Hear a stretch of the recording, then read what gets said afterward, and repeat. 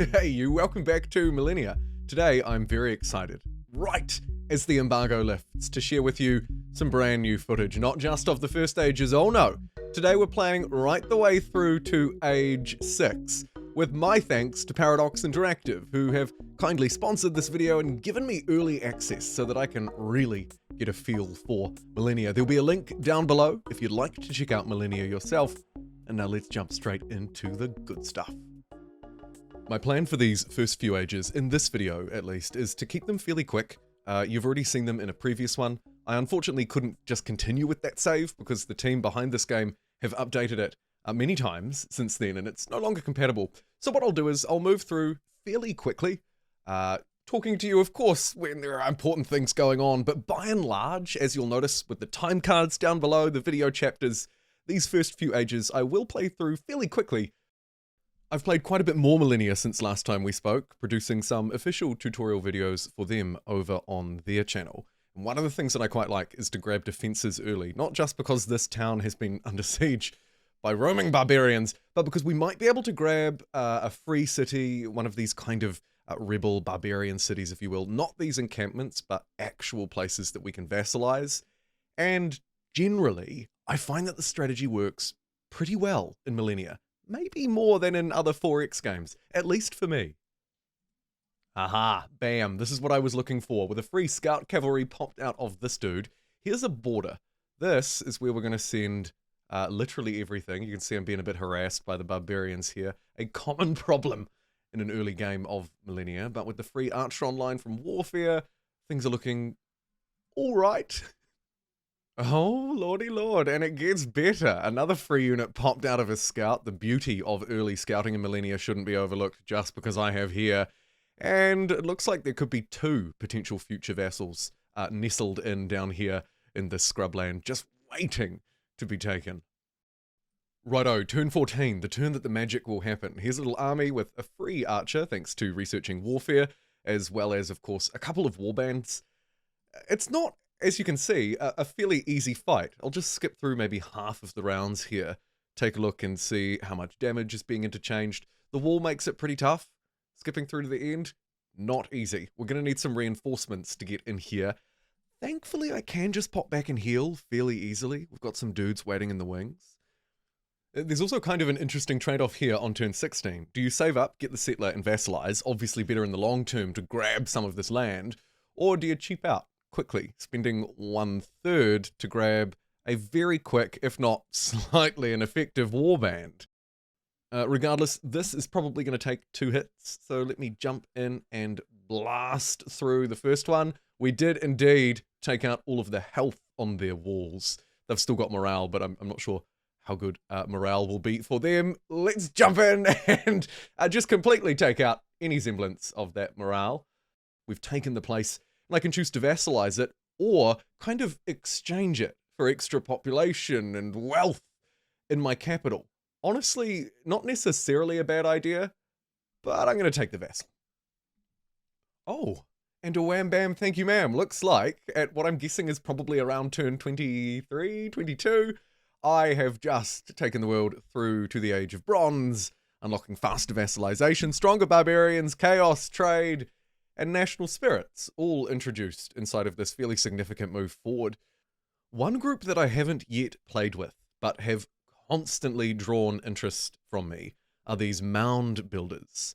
A burial mound, a unique improvement that generates culture, faster region levels, and a significant reduction to food required for my population's sanitation. There's all sorts of interesting stuff going on with these guys, so I'm going to grab them. Because I've selected those burial mound dudes as my national spirit, I'm going to need engineering XP fast, and I think that makes something like mining a really great pick. This will give me tile improvements, but crucially, it'll also give me a building that, as you can see, can generate engineering XP. So I'll start with mining. Honestly, they're all pretty good. Community, a great grab. Discipline for the warriors, also very good. Righto, turn 24. I think it's time that we use this turn to pick up yet another vassal. Let me quickly skip through this. We didn't quite get through their walls, and we took some heavy hits. I wonder if these weak guys will... These weak source guys going to be able to do this? I should have hovered over it and checked the tooltip, but instead I just recklessly threw them in. Oh, I'm so sorry. Okay, Warfare XP to spawn a free unit. Let's also raise a tribal army. Here's some reinforcements. Terribly sorry. Terribly sorry. I'll also spawn a settler, I think, because there's plenty of good land to take here. It's going to have to be there. It's a bit of a walk around, but I'd like to head down and maybe grab either these olives and deer or just all of this wheat and get some bread factories online. Round 2, a few turns later, not gonna lie, and with these guys desperately running away, trying to protect my settler, and now being surrounded by a barbarian warlord, you'll notice about 3 times stronger than a standard barb, I'm not so optimistic. Not so optimistic with these guys. They desperately need just like a little tiny space to heal.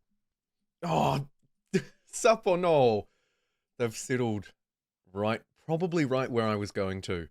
Stuff it. I'm going to do the rudest forward settle you've ever seen and just squeeze Argos between Sapporo and this thing that I just can't take for the life of me. Maybe we'll burn that one down, open up space between these two, grow out this way with Argos and sort of suffocate Sapporo. Alright, turn 38. I promise this is the time. New game plan. I've upgraded my warbands now into spears. I've also ditched the archer in favor of this dude, a leader. A leader provides their tactics stat, a unique stat to them, to all other units in the army's attack and defense. A multiplier, if you will. So by sending these guys in, more advanced technology, already weak enemies, and now the enemy no longer has a kind of 2x defense bonus because I was using an archer, I think this is probably a done deal. And finally, I can shift my focus elsewhere. Almost. Get in there. You one backup spear you. Oh, you can't. Wait, yes you can. Go on. Leave everybody else behind. A 1v1. Neither of them have got a whole lot of health. Thankfully. That was all that it took. Okay. I'm going to burn this one down too. The Blood Age crisis goes stronger as you kill non-barbarian units. That is super interesting. You learn something new every day. Units from other nations. They count. Okay. I don't know if I want the Age of Blood, though, actually. I think we probably wanted something a little bit more peaceful to begin with. We'll see. Oakley dokley, turn 40. I've used a culture power on my research. I could come back here to scouting and make the Amazon rainforest properly passable by grabbing this, because of course we can go back through and grab old technologies whenever we like. No! Oh, there was a turn just ticking over, and my outpost just disappeared. An undefended outpost was taken over by barbarians. Oh, that'll teach me for heading up here to try and explore with my standing army. And as before we had an innovation event, this time it's a chaos one. Thankfully, Barbarian Resurgence doesn't just target me, but spawns 2 barbarian warlords at each region for all nations. So, it sucks, but it's not the end of the world. Speaking of the world, somebody, hey-oh, it's me, has just taken us through to the next age, the Age of Iron, a safe pick, moving through into this period. And of course, things are starting to get interesting now. More things unlocked. This time we'll be moving through hopefully establishing a new government if we can. I might quickly grab that transformation for the extra innovation and culture. It'll also let us peacefully conduct a revolution in about 8 turns. Okay. Alright, it's probably time on turn 57, finally, for a peaceful revolution. Time to move through to the next government, ditching largely all of the benefits from the previous one, which is kind of unfortunate, but it's okay. Essentially here, the choices maybe could be considered to play wide versus playing tall. Constructing a palace, region level, and just generally buffing all of my improvements. Generally, a big capital is good for this one. Or a kingdom with many vassals, and we can increase the prosperity of them per turn. It's a really hard call. I think because my capital is likely to be very big, and establishing vassals has been kind of slow going, I might go with Imperial Dynasty this time. If I want to unlock the Age of Monuments, I'm going to need to have at least 3 regions under my control, and then build through to this building specifically, the monument. It provides influence, which expands borders. It's a reasonable pickup, honestly, to quickly reach out and grab extra high-value tiles or maybe buildable land. But to get 3 of them going it's not going to be an easy feat. We might have to also integrate Antioch, even though it's not that great, just to provide that option. I've gone back and researched a few of the old technologies. You get a little bit of a discount when you go back and grab old ones, so it's not the end of the world, but I still want to try and set the pace, ideally to avoid the plague. On turn 65 in the Age of Iron, here, Argos, growing kind of nice with its clay pits, right? Getting some food online. I'm going to turn this into bread soon. The Japanese have declared hostilities, and this will let us fight in open territory. Obviously, my 2 crossbows shall make light work of their poor little scout, although we didn't actually completely destroy it, so it will live another day for now. Ooh, and turn 65, still going strong. Let me quickly spend 20 government domain XP to build the palace so that I can actually make the most of Imperial Dynasty. The palace increases knowledge, the palace increases production, the palace increases regional level, or tile improvements. Take your pick. It's all pretty juicy stuff. Turn 68 of the Iron Age. Still haven't quite revealed their capital, but I see they've got a 5-pop Rio de Janeiro down the bottom here. That's probably just a vassal because it hasn't expanded its borders. Kind of an easy way to tell early on.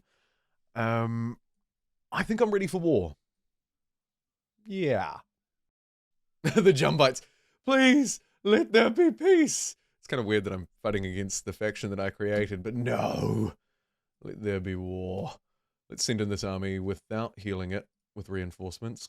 Could be a little bit risky, but I'm willing to trade this unit for more aggression. And there's a regional capital conquered. As you can see, 20 chaos gained, now up to 24. Things get pretty crazy pretty quickly. Oh my goodness, I completely neglected the capital during this whole thing, and it turns out its needs aren't being met, it's on fire, you know, people are protesting. So let me show this puppy a little bit of TLC, a little bit of love, because of course we can do things like gather, farm, right? You don't have to have that wheat resource to do some farming. So that's absolutely what I should do. We can't do it on this crap land, so let's do a little bit more up here, one more farm, and then save up for a mill, I suppose. Next turn, I'll be able to get a mill here. Let me end it so that I can keep this section flowing. That town was under attack, but don't worry, it's all good. Everything's fine. I'll bring some units in and upgrade them. This will help suppress the unrest, right? So if I hover over here, you can see a little bit of efficiency lost, bit of chaos generated, but at minus 4.8 per turn, I am now bringing this back down. And I could use the watch to help us along with that, but I'd prefer to grow our economy a bit more. So I'm going to get a market instead, I think. Thank you. And with the improvements necessary on this slightly crappier dry tile, let me build a mill. Bam. On turn 74, and I'm sorry you have to witness this because it is absolutely devastating, but one thing that you can do during a war, and one thing that you should always defend yourself, are your towns. They are vital because, of course, they connect so much to a region. And I really want to destroy it while I can. There we go. Surrounding regional control removed and some wealth from the town's level and the region's size. And look at that. Just devastating. Fukuoka basically just split in half. Oh my god. this freaking outpost again, which is providing the highway between these two cities. The second I turn my back to come back and defend Antioch, gone. Gone. Right, let's take a look. Jump in. What have we got? Same defenders and actually some somewhat crappy walls. I mean, I say that, I also have these walls, but could have been worse if they'd made it through to the stone ones. Skip through the rounds. Oh my god. It was a bloodbath. Forced march. Let's do a forced march. Let's take the weak spear out. These guys don't have any moves. I balls that up. Okay, looks like there's just 3 of you going in. Good luck, boys. Thankfully, 2 of them happen to be the world's best crossbows, who are not even necessarily that good against these guys, but they deal incredible damage. So close. So close. I'm falling over myself to get in here. Next turn. So long as these guys don't come and interfere, let me skip through the turn now, making it slightly easier for me in the editing suite as well. Ooh, and a positive reward, a carriage procession. the palace, +1 culture, or 450 bucks. I'm actually really poor at the moment. The +1 culture would be nice, but I'm going to take the money. That will keep the war machine going so that I can actually finish this fight. I can use reinforcements on these guys because they are just outside of enemy borders. Step them on top of the spear, run around the side of the army, which probably should have been defending the city, for its walls are still far too weak. And with that, regional capital conquered. Ignore that. 100 wealth, 80 wealth, and 20 more chaos gained. Thank you very, very much indeed. The Jumbites would like peace. I accept your deal, graciously. We'll leave them down the bottom here, for now at least, with Rio. Their cities actually look a bit more developed than mine. Oh, oh my god! I can't believe I spared them and they did that. Alrighty, turn 95, the year is 480 AD. I've got enough technology in the Age of Iron now to move through, and I have enough monuments to select something a little bit more exciting than just the traditional age, an alternate age. What if history, or in this case, the future, was a little bit different? What if we built things differently, made different decisions? And it's a race against the clock. Did I count my chickens? Too soon before they hatch. The plague crisis grows stronger as I neglect sanitation. It's now up to 10 out of 20. If I hover over it, I'll get a little bit of a breakdown. Who's letting me down? It's Pergamon. They're adding 1 charge per turn. At the moment, I only need 4 more turns to finish the research. I think it's all good. And welcome. Here we go. Moving through to the brand new stuff for the very first time. Here is Age 4 inside of Millennia, and in this case, a kind of special one. Age of Monuments. Build and dedicate monuments to gain benefits in regions. Super monuments generate substantial resources, plus the normal things that we would get from Age 4.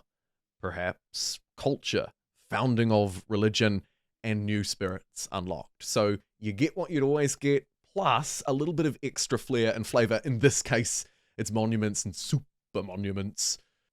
And, of course, looking at the research here, it also has its own flavor. A lot of the stuff you might carry through regardless, but some things are a little bit different, because this age is a little bit different. And here I see grand projects with something I haven't seen before. Generate monument progress project for a city, generating progress from 3 production per turn.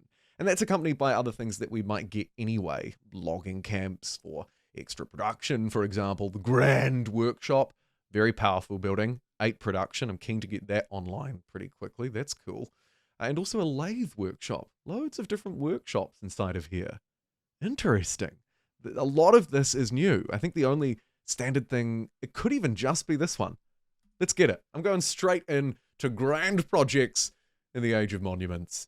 And the map looks awesome too. I love the alternate ages. I like them notably more than the standard look of the map. This is cool.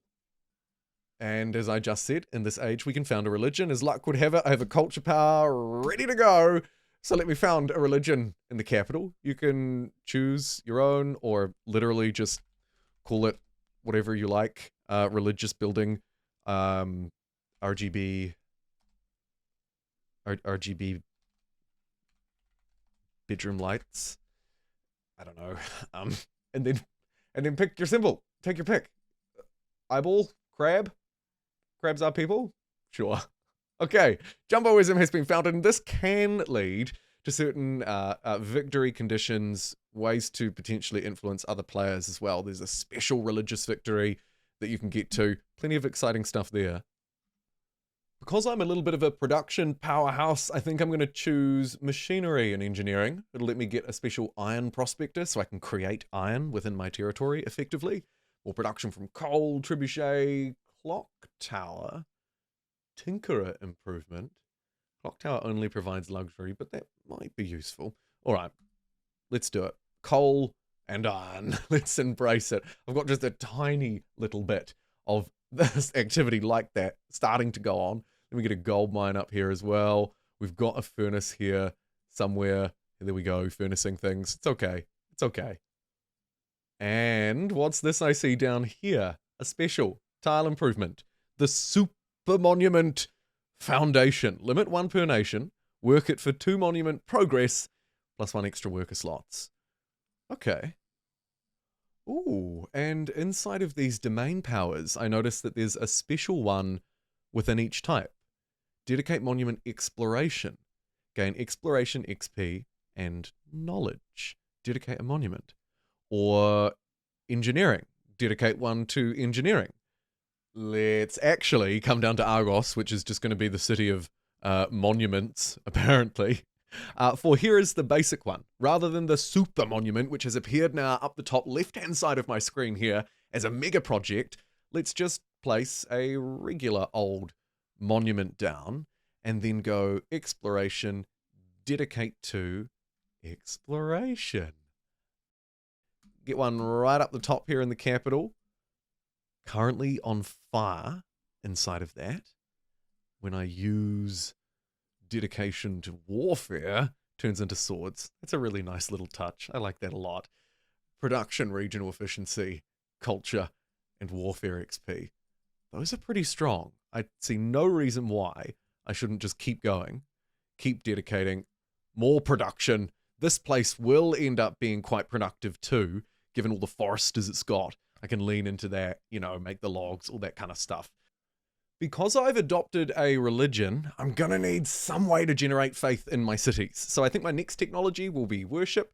Again, kind of flavorful within this specific age, but you'll note, see faith. It's starting to drag down the overall needs of my people, and it could lead to catastrophe, though not in this case, not for this age. Okay, now, fast forward a few turns. Pergamon, my capital, built everything that it can, at least everything that I've unlocked. Let me change it over to generate monument progress instead. This is quite a productive city, so I think I'm going to have the super monument done fairly quickly. I'm at 63 this turn. Let me end turn, watch as our influence expands. This barbarian continues to just be a right pain in my side. Let me send the city guard out to deal with him. They're not particularly great troops, but he wasn't a particularly healthy troop either. Oh my goodness. Wait, I think the super monument was just done. Oh, we have a lot of choices here. Holy moly. Okay. I'm thinking either the forest temple, because I've chosen 2 engineering domain spirits, and that absolutely doesn't give engineering XP. That is not the one that I want. Here we go. The Temple Bazaar will give me 5 engineering experience. The palace is also tempting for faith, but I'm going to go Temple Bazaar. Bam. What a fantastic tile improvement that is. 5 engineering XP, 5 diplomacy XP, 20 wealth, and if I work it, I can get a culture. But that engineering XP looks pretty good to me because I have all of this stuff in here that continues to be very expensive. And of course, now that Fukuoka is properly mine, I can get another monument down. Fantastic result. And this time I'm going to specialize it with, I think, the government monument, one that I didn't look at earlier, generating extra food, housing, and sanitation alongside government XP. 1.2, 1.2, 1.2. Okay, cool. Speaking of monuments, I've also unlocked kind of like a monument through the innovation events, which I think is almost exclusively how this happens. Maybe there's some stuff to do with domains or national spirits too, but here I've unlocked the Colossus, a wonder, of course. They're not placed down on tiles, which I almost would have expected because of tile improvements, but then that might be a little bit easy to build them. Maybe it could use a combination of the city and it, I don't know, but either way, here it is. You can see it's a constructible. Thankfully, I have very high production here, so we can build it very quickly. 1 culture, 1 warfare XP, and 10 more production. Let's keep scaling it up, and then I'll upgrade to the grand RGB bedroom lights so that we can get a bit of jumboism in here, because of course I need that as well. We've got to spread faith to the people. I can also spread my religion directly using, it's actually the arts one here, spreading my religion manually. You can see that the crabs are people. Jumboism is spreading its way across. It's actually made it to basically all of my cities. When it comes to moving through to the next age, I believe, because I've selected a special one, an alternate age, my next choice, should I take us through, is but one, the Age of Renaissance. And honestly, that's okay with me. We'll move through to this one, and then for our 6th age, we'll get to see something exciting. Welcome to turn 142, where I'd like to point your attention to my research, which has just skyrocketed. Loads of research in particular coming from the capital. That's because it's converting its production to it. But even still, loads of research buildings have come online. And I'm largely using my culture power on Eureka, which, if you're unfamiliar, provides a nice little boost of research. And in this case, the boost was just enough to tip us over the edge. Welcome, everybody, as Greece now takes us through to the next age, the age of Renaissance. Artist units created in this age provide bonus culture, which we could turn into research. Also, the social fabric system is unlocked, a way to spend extra points to get extra benefits. I'll show you it in a second. Scouts can be upgraded to explorers to go on expeditions to landmarks and new governments. I think here I'll also embrace chaos, choosing to use the government domain power violent revolution instead of waiting for my cultural power to come about. It will add 20 chaos points, so I'm guaranteed to get some kind of chaotic event, but I would like to move through to the next type of government as soon as I can. Essentially, we have empire for sort of exploration, moving across the seas, kind of vassal building. Then we have feudal monarchy, absolutely vassal building, focusing still on a kingdom, or republic. Maybe more likely to play tall with this one, building fewer areas, but more populous and more powerful regions at that. It absolutely sounds like what I've built up so far. So I think this is a no-brainer. Palazzos generate food, housing, and sanitation. By grabbing this now and trying to build the palazzos, it'll help make up for the fact that I've lost the benefits from the previous government, that we've now moved on to something new, something different. The palazzo itself, fairly cheap for me to build and upgrade in line with the city government buildings. It's a no-brainer because it's going to generate a shiteload of government XP and a nice little extra bit of production as well. And of course, now we're in the age of Renaissance, and probably the juiciest thing to look at here are the next ages. Enlightenment is the standard one, right? The sort of historical age. Then we have a crisis age, the age of heresy. I could accidentally fall into this one because my faith generation is not very good. And finally, the age of alchemy, where, as luck would have it, social fabric insights are required, and I happen to have put those 2 free points into that. So there's options here. I'm not going to go for the boring old historical one, definitely going to shoot for one of these two.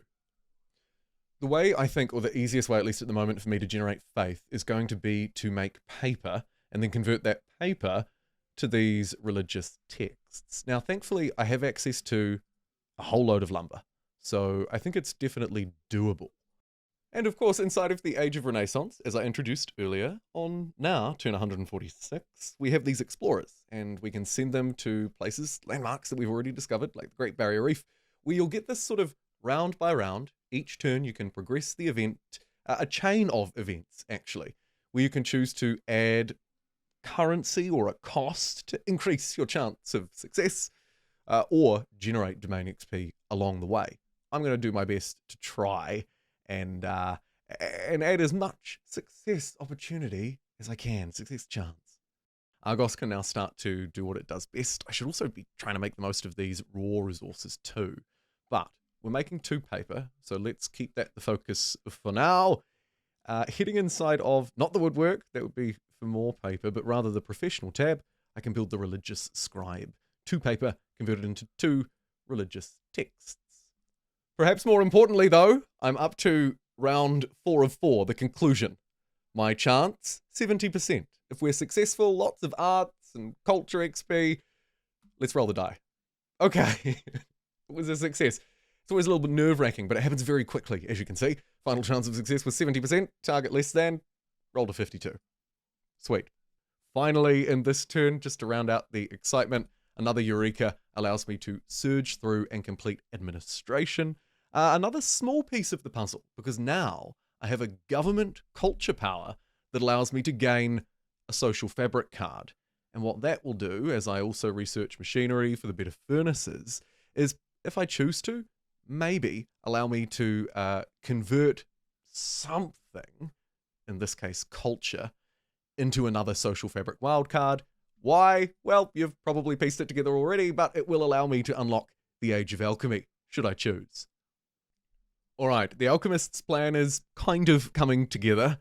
With my fairly strong culture, I'm now going to use the social doctrine power instead of Eureka, slowing down my research, but, in a way, kind of speeding it up a little bit, I suppose. Now we're up to a minus 3% discount. That's right. But it's all coming together. More RGB bedrooms, of course, necessary, because it'll provide a little bit of jumboism to Fukuoka, which will require it soon? Also got a new power here to spawn a clergy unit, replaced by age 8, but we won't get there. Let's have a look at this dude. Regional capital, no religion, gain 20 jumboism plus 20 culture, destroy clergy. It is at least a nice way to generate a little bit of extra culture for me, effectively converting arts experience into culture by doing this over and over again, sacrificing these clergymen. Okay, I'll take it. And the very next turn, 153, I've completed my Mount Fuji expedition. Well, nearly. I've got an 80% chance of success. Should be fairly... It was close. Just a successful expedition. And this dude, now seemingly looking like a veteran, can move on to the next landmark. Turn 159, and I think there are some powerful unlocks hidden within the Republic. Like this studio improvement, for example, that should provide both knowledge and luxury. 2 knowledge. It's a building, but still, I think that's worth it. +1 bonus luxury from plantations. I kind of like this upgrade, though, for the extra culture and arts. So I think I'll save up and grab that one next. Oh no, disaster. Turn 161. Okay. An uprising. Actually, not that big of a deal for me, though. Because we're playing tall rather than wide, I don't actually have a lot of vassals. Olympia up here, you know, I might just let that fall. Yeah, I don't want it anyway, but Sapporo, I mean, I could defend it. Got some dudes right here. We'll upgrade the city guards. The prospector who's been waiting to prospect for so long, but I just don't have any hills in this entire empire. It's so flat. The fall of Olympia just took place. As the game shifts over to the year 1510, it will turn into another player, a new AI. Adept, revolutionary, of course, revolutionary Greece. All right, let's have open borders. You and me, buddy, we're going places. I don't mind. My last expedition for this age, at least. Turn 163. Can we go 3 for 3? No, we can't. Okay. And just like that veteran dude lost. Completely lost into the nothingness of time. Okay, before any heretics turn up, I have the Age of Alchemy unlocked now. We've met the conditions. Let's grab it. I'm very keen for another non-historical one, so I'm going to skip over researching very useful things like gunpowder, the printing press, very powerful technology, and just surge through to secure this. It's worked for me so far. I have fairly powerful knowledge.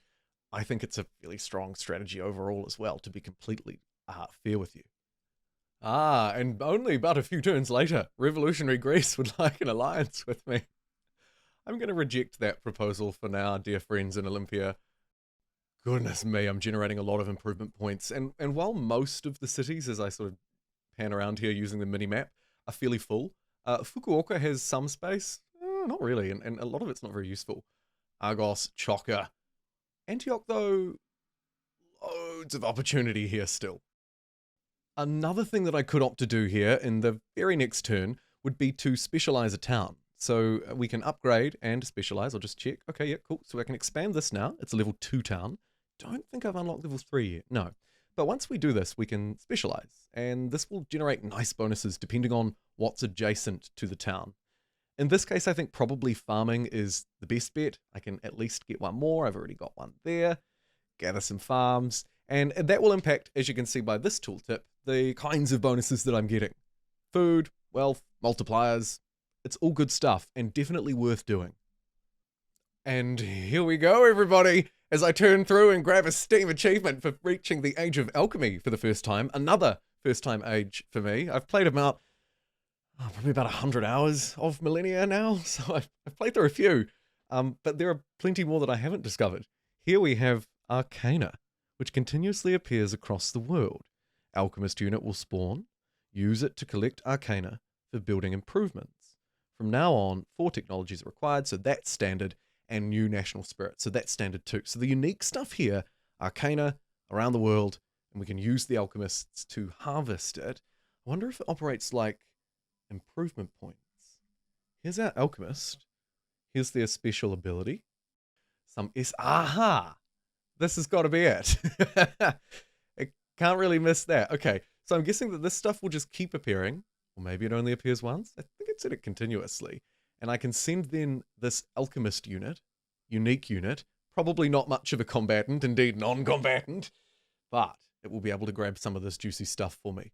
And in Age 6, which will of course be the last age for this video, if you haven't watched my tutorial on National Spirits, which I made for the Millennia guys, so it's uploaded on their channel, not on mine, then this will all be very new to you as well.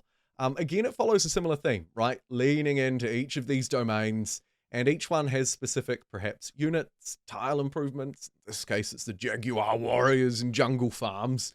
Very cool. We have quite a strong engineering focus, so definitely, I'm kind of keen to keep going with that. Alternatively, exploration, a great way to generate knowledge. And knowledge, of course, is power, because it will set you on the right path. It's a strong one. I've played with it quite a few times already, though, so I think I'll focus on engineering instead. The inventors here are all about innovation, key not necessarily to countering chaos, though you could, of course, argue it kind of does do that, but ultimately key to unlocking potentially very, very strong benefits. So by selecting these guys, I'll be able to convert my already quite strong and focused engineering experience, domain powers, all kinds of stuff. All university type buildings now generate engineering XP. Because of my focus on knowledge, that's another great one to get to. But first, I'm going to check out this Inventor's Laboratory, fairly unique to this age. While we're here, and I'm impatient, I'm going to make this guy forced march. Get on there, so that I can see you harvest this right now. Aha. Yep. As expected, it's appeared down the bottom, where specialists will appear in future, and I see a gold transmuter. Convert 2 copper or iron to 2 gold. Okay. I'm not sure I'm so keen to do that just yet. I feel like I might be able to get better stuff out of them. Maybe more to come. A logical place to turn to then, of course, will be the Age of Alchemy's tech tree, because there's likely to be some goodness tucked in here. I see some freaky looking things. Elementary physics, not sure I've crossed your path before. Convert gold into knowledge. Right. I see. Okay, that one will work specialist, probably a generic building. Alchemy school is definitely different. A little bit of knowledge and exploration, plus a whole load of other buffs. I see some very cool Game of Thrones-esque black powder over here with a Dragonfire artillery unit. That looks pretty sick. And also here in Transmutation, this looks like a new tile improvement to me for the first time looking at it, and indeed it is. 2 gold producing 2 ETH for 4 improvement points. God, I wish I had 2 ETH. For 4 improvement points and 4 production. That one is pretty sweet. I'm going to grab that one first, I think. Remember when I was talking about that innovation? Well, the very next turn, or maybe the one after, they kind of blur together, I get an event. And this one is going to further add to our innovation. Go away, Revolutionary Grease. So, up the top here, you can track it at any time. You can just look up here and see how much I'm getting per turn, and then a percentage chance will appear nearby when it starts to get likely that I'll get an event. That's basically how that works, and I suspect we're going to be highly, highly, highly innovative moving forward. Go, you beautiful little alchemist. Welcome to turn 175. Going to force this alchemist to march again. Gather more and more and more. Seems to be 10 every time. Fairly good. Of course, I don't want to build anything just yet with it, but I'm pretty happy with that. I also need to not forget that I have lots of improvement points, and these burial mounds are still very good. 2 culture, bit of sanitation. I also get improvement points out of them. They're very cheap for me to construct. So I'm just going to absolutely fill this place for now with burial mounds. Surge my culture if they worked. If they worked. Otherwise, just providing the other benefits. But I think that's all right. Meanwhile, the year is 1575 in the Age of Alchemy. I'm just going to move up this way and finally deal with this barbarian problem once and for all. Though this sort of independent settlement wasn't actually where the barbs were based. There was an encampment right next door, but I didn't quite expect to run into walls this difficult. Maybe I need to unlock that trebuchet after all. Nah, we're all good. We'll smash through them next turn. Luxor successfully taken, and of course, easily defended. We don't even need to watch that. And starting to get some of this slightly more, shall we say, ethereal stuff online. At 72, it's fairly expensive. I'm not going to be able to get necessarily a million of these. This technology looks quite different too. Perfume shop for wealth. Interesting. And then a lot of food and sanitation. Oh my goodness, I'm going to be spoiled for choice, and we're definitely going to need more gold. Let me use my exploration XP, start to grab some extra alchemists, because they're actually very cheap. So when I was saying before, like, oh, it's going to cost me 10, I can't afford that. Well, actually I can just spawn in a whole load more, send them along their merry way, and start gathering this stuff. I wonder if I can also pinch it from enemy territory. Let's restore neutrality and maybe try and work on open borders with the Japanese, or the Jumbites, actually. I think they might be next door. Yes, indeed. The Jumbites would like it. Have to wait 3 more turns until I can send them another offer. There's a little bit of a delay to diplomatic actions in this game, but that's okay. Okay, I think the capital could be a reasonable place to play around with these alchemy-based improvements. So let me start by getting a transmuter down, turning 2 iron into gold. Now, do we have enough iron here? Probably not. Why? Well, I mean, firstly, we need another furnace to start changing this coal into power, but that's a separate issue that I'll cross soon. For now, I think I want to get rid of these tools. I don't think I want to waste my resource on them. Oh, they do provide a lot of production though, and now that I think about it, we actually already have a gold mine. So maybe for now, I'll keep going, grab a deep mine down there too, because we're miners for life. Now that I say that out loud, that's kind of a strange thing to say. Nonetheless, the city does already have some gold too, in fact. So once I get enough of these arcana points, I'll be able to build something to actually get some use out of it. Maybe the Ethereum transmuter for more production and improvement points. And oh my lord, turn 184, still going hard. Just a million barbarians up here. This is clearly unclaimed land. Not only is it just full of barbarians, but I can see there's a goodie hut from like the start of the game. And I impatiently want it right now. So I'm going to send these dudes in. They are just veterans at this point. Absolute barb slayers. They don't muck around at all. Hugely buffed. Here's a chaos event related specifically to this age. More of an art than a science, it says, alchemy. And unfortunately, maybe sometimes things don't quite go to plan. Research almost entirely lost. So I can increase the cost of the gold transmuter or pay $1,000. Usually you'd just increase the cost. But I'm fairly wealthy. I'm just going to pay it. And now, feast your eyes. It's time to use some of this arcana. I have 2 improvements possible. The first will convert gold into 16 food and 16 sanitation. And this city does need some sanitation. The second, the Ethereum transmuter, will turn it into production and improvement points. I don't necessarily think that I need the improvement points. I'm just full on them all of the time, and I need sanitation. Seems like pretty logical conclusion. Let's get this bad boy. Bam. There's a little alchemist's town developing up here to the north with a monument to war and all sorts of crazy stuff going on. But that has completely and utterly solved the sanitation issues for this city, and it will also help it grow big and strong.